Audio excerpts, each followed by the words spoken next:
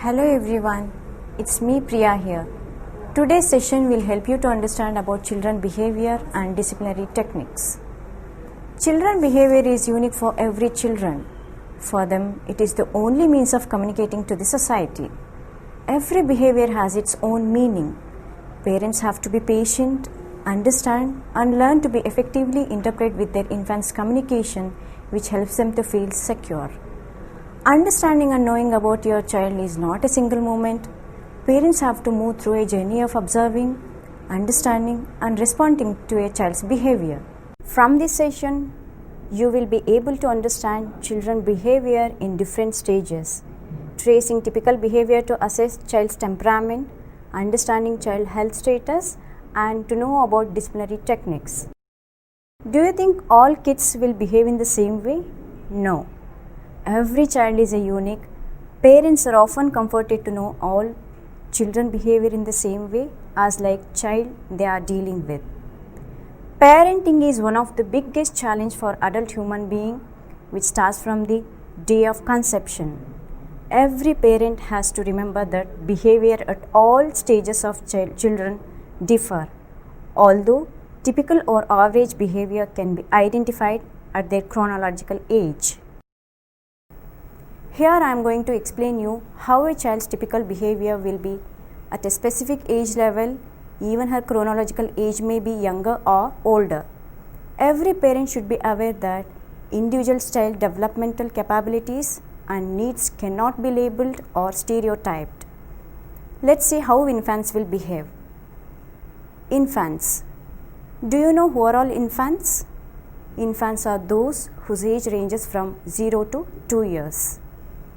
Can anyone resist the soft, warm, cuddly baby which is having an innocent smile on her face? No, not at all. We feel like holding, hugging, kissing, feeding and caressing. All these for a baby are absolutely a necessary part of developing positive mental, physical, emotional and social development. So, first years of life are very much important for the infantile development. Careful planning of basic care and nurturing routines will help the child to develop better emotional, social, intellectual and physical growth. Lazy or haphazard care will damage overall growth and development and leads to a greater risk for the child. Now I am going to tell you about common infants' behavior which you can observe generally. Now the first one is baby cries. Are you aware of why baby cries? A typical adult can understand child cries are for the usual problem like changing diaper, hunger, rocking the cradle, for sleep and comfortable. Many parents may not be trained to handle babies who cry, but grandparents or siblings may help to care for the new baby. Now, I am telling you about classical conditioning. When baby begins to cry, usually what parents do? They show toys, rattles, balloons or many other things to make child stop crying. This is called as unconditional stimuli. But when baby may begin to cry, whenever she sees those toys or rattles becomes conditioned stimulus in newborns. Together it is called as a classical conditioning. Then what do you mean by operant conditioning? It is quite different from classical conditioning. This occurs when child unstructured actions such as crying are reinforced by gratifying rewards. Those rewards may be chocolates, eatables or toys. Sometimes older babies do also cry, but this cry may be a fake and is naturally learned behavior from the previous experience. A mother may not respond to this unconditioned rooting reflex may cause child to cry even more and also frustrated because of not responding. Adults or parents are the one who establish routines and habits in day-to-day life with the basic care. If infant cries for a prolonged period, that behavior doesn't stem from manipulativeness or any other kind of conscious intention. rather from internal or external influences. In one of recent scientific studies shows that infants raised by soft, caring, attentive parents in a very safe, predictable environment develop more brain capacity and become more competent learners than infants raised with less attention in less secure environment. The next one is reflexes. Do you know baby's brain has been designed to make certain behaviors automatically from the moment of birth? They progress gradually by reflex behavior and associate things through seeing, feel, hear, taste and smell. Many of these primitive responses will disappear in a few months as your baby becomes more organized and he no longer needs those things. Meanwhile, you can keep tabs on her developments by performing these fun and fascinating checkups. What do you do that?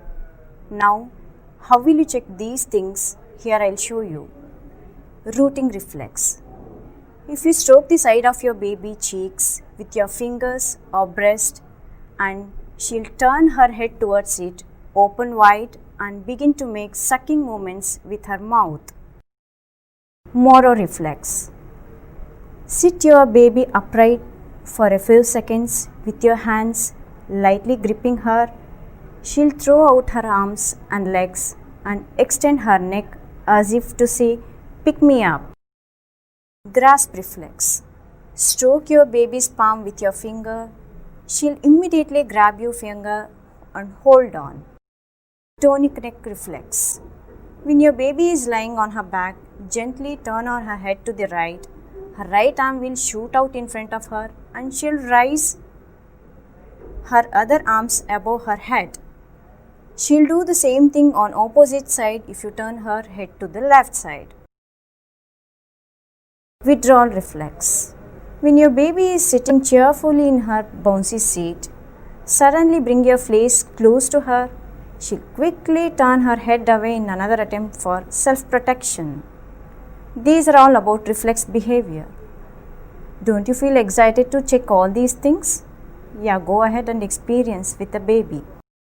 The next behavior is trust.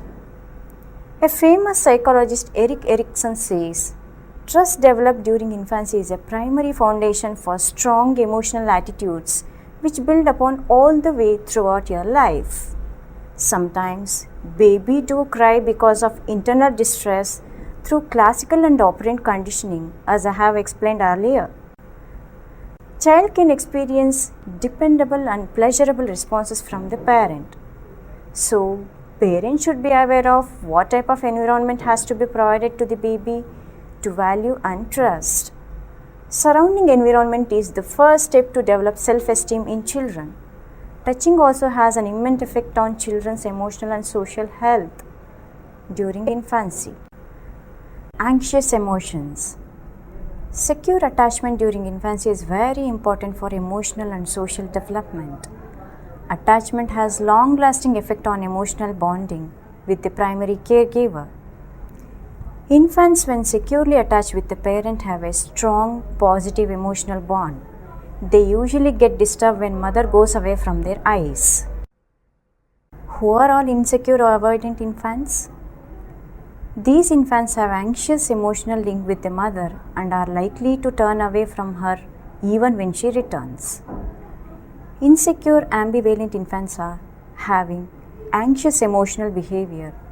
Here babies seek near to mother and also angrily contact with her mother when she returns. Sensitive caregiving and secure attachment helps every child to enhance mental growth and minimizes behavior problems. We can move to the next one, thumb sucking. Thumb sucking is very normal in infants and young children. Most babies have a natural urge to suck, but it is not a problem under the age of 4. But many parents push their babies' thumb out of their mouth, but when it won't help them because they doesn't even realize what they are doing. Some parents also put elastic bandages, applying neem juice, covering finger with the cloth, all these look like a punishment to a small children, especially when it becomes a habit for to comfort and security. Pressuring a baby to stop thumb sucking also intensifies and do it even more. So just ignore it and you no need to worry about all these problems. Let's move on to the next stage, preschoolers. Preschoolers spend most of their time with the toys and develop distinctive personalities in the form of obstinate, stubborn, disobedient, negative, antagonistic. Young children may not realize what they are doing, but usually express when they feel inside. Parents should always allow them to express their feelings, but when it comes to a negative behavior, parents can say, "No, this is not good. I don't like it and I will not talk to you if you do this again." Sometimes parents also can learn to say that it's okay, but it should not hurt others. Preschoolers often show varieties of emotions and behaviors. Let's see what are all those. The first one is imitation. Preschoolers usually imitate their parents. Here, child not only takes over their actions of their parents but also their feelings, moods and ideas. Temper tantrums. Practically, children experience most of their emotions normally as like adults. For example, anger, fear, jealousy, envy and so on. Guilt. According to Erikson, negative outcome in early childhood causes children to feel guilt due to criticism and punishment given by the parents and adults. Bedwetting. Wet bed always leave bad feelings all around with the children emotions. Aggravated parents conclude that child is wetting the bed out of laziness. According to National Institute of Health, bedwetting is involuntary urination after the age of 5 or 6 and most of our children experiences it. But kids do worry, there is something wrong with me, especially when siblings tease them. So what to do for this? There is a way. Some behavior therapy helps a child to overcome this problem. You can give limited fluids during bed, keep bedwet alarms, bladder training, rewards for dry bed. All these will help the child to come out of the problems. The next one is self-concept. During early childhood, they develop a set of attributes, attitudes, abilities and values which defines who is she or he.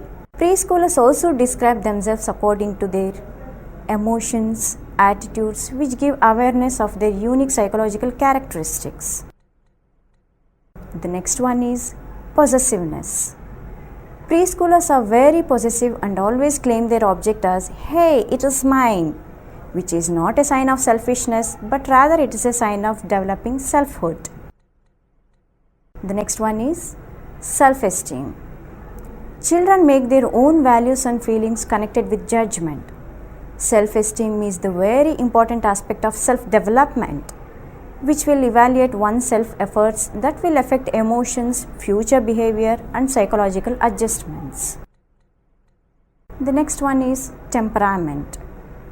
By age 3 to 4, children learn to verbalize their emotions in a more comfortable way than before. When parents feel difficulty in controlling children's anger and temperament, preschoolers will have continuous problem with the self-regulation and which will later affect their psychological adjustments. Child's temperament also has a negative effect on emotional self-regulation. If children experience negative emotions, that are more likely to respond with the imitation. The next one is empathy.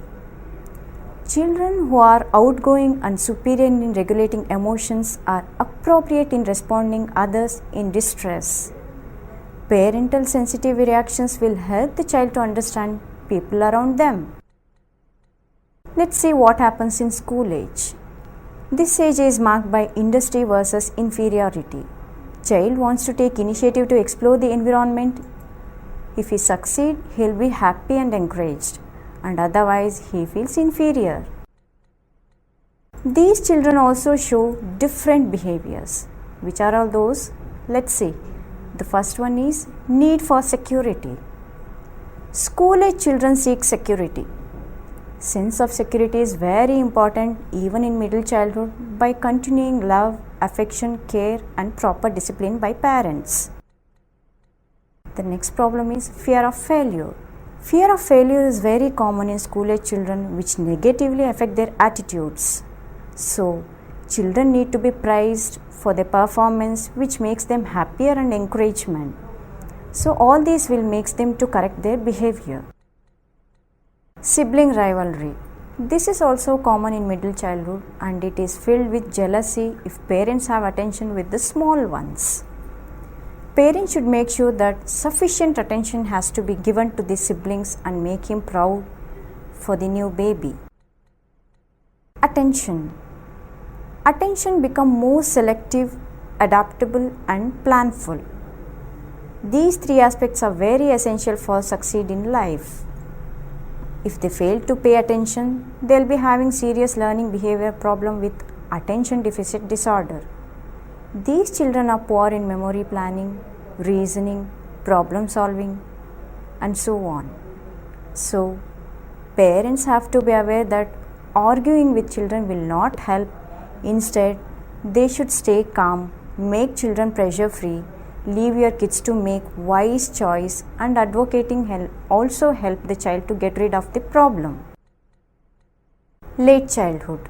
This is also called as an adolescent age, teenage and genital age. Complex hormonal changes makes teens to attain growth spurt. Puberty also makes changes in emotional state and social behavior. Let's see what are all the problems that teens possess. First one is moodiness. A change in hormones leads to moodiness and fluctuates in decision making. These feelings are less stable and mood swings are strongly related to the life events, parenting, school environment and peer relations. The next one is body image. Every maturation linked to a positive body image, whereas late maturation leads to dissatisfaction in case of boys. In case of girls, it is reverse. Early matured girls report less positively body image, which will affect their self-esteem and psychological well-being. This may lead to anorexia nervosa, eating disorder, have tremendous high standards to their own behavior and performance. So, what you can do for this? There is a way. Family therapy, parent-child interactions, and counseling will help them to come out of these problems. The next problem is confusion. Adolescent is a period of development of self-concept. Here, individuals are in search of identity and also confused with their own roles. The next one, infatuation. First attraction during teenage is very common. During this age, love may be more like having fun, status symbols, getting know to each other, and moreover it is called as an infatuation.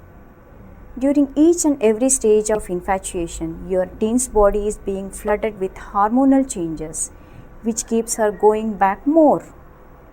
So, parents should know that physical, psychological and hormonal changes keeps your teen to fall in infatuation again and again.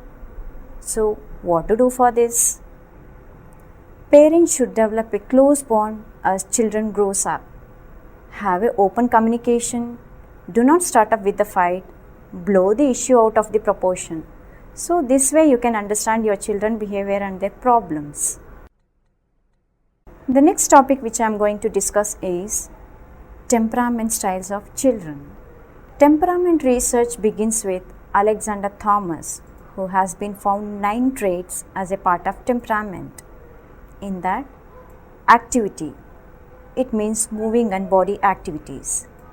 Biological regularity, it is called eating, sleeping and elimination. Adaptability, how one can adapt to the changes. Approach or withdrawal, how to approach strangers in different situations. Sensitivity threshold. How sensitive to sound, crowd, and texture. Identity of emotional responses. This may be either positive or negative. Distractibility. Each child is distracted from the current situation. Quality of mood. It may be positive or negative. Persistence or as attention span. This may be described as how long one can hold different situations without giving up. All these temperament types can be combined in the form of 3 basic temperament styles. Nearly 65% of all children fall under the category of these 3 patterns. By understanding these patterns, parents are able to modify their parenting approach in the areas as expectation, encouragement, and discipline in order to suit the child's unique needs. The developmental processes characterized are not only mother-child-infant relationship but also father-infant relationships. Let us know about these 3 aspects of temperament in a child. The first one is easy or flexible. These children are normally calm, happy, and regular in eating and sleeping habits. They are adaptable and will not upset easily. Because of their flexible style, parents have to set aside particular times to talk about the child's frustration and hurts because the baby won't demand or ask for it. This communication will be supportive for parent-child bonding. The next one is difficult or active child. Some children are often fuzzy, irregular in feeding and sleeping habits, frightened of strangers and situations, easily disturbed by noise and intense in their reactions. Parents have to provide sufficient areas for vigorous play to work off stored up energy and also frustrations. Slow to warm up children. These children are comparatively inactive and fuzzy. They tend to withdraw or show negative reaction to the situations. This may gradually become positive with the repeated exposures.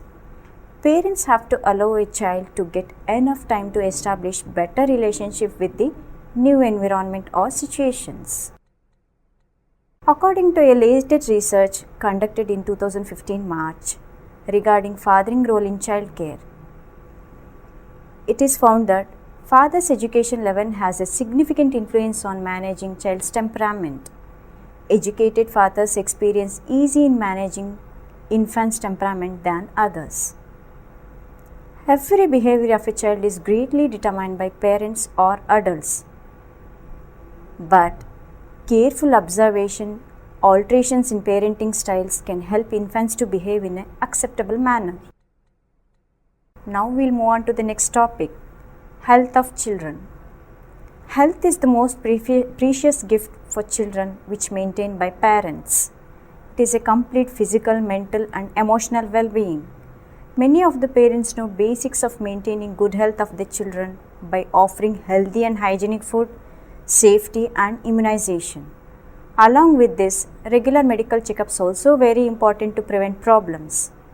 Ensuring good health status of the children requires enough knowledge. So, no parent should be negligent, irresponsible when it comes to a health of child. Other than this, children should also be seen for the following health issues. To promote physical health, parents should have fundamental responsibility in maintaining good health of their child. Parents have to be aware that there are several aspects that will have an impact on physical health. So, one should focus on nutritious food, safety, security to provide optimal promotion of physical health.